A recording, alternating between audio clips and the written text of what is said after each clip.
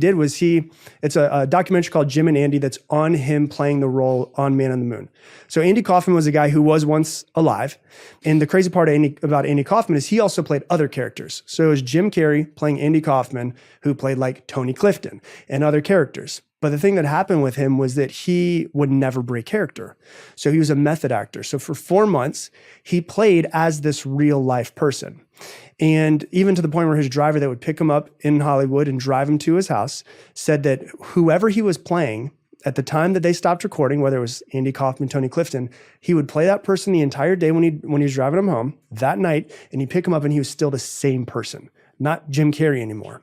And so what happened was he ended up and it gets kind of crazy, where he ends up doing therapy sessions with Andy Kaufman's real daughter and his family to help them overcome his sudden death. And so what happens is they stopped recording 4 months later, and he's like, I don't know who I am. And he lost who he was. And he's like, I don't know my beliefs. I don't know what makes me happy, what makes me sad, what pisses me off anymore. He's like, I've kind of just lost who Jim Carrey is.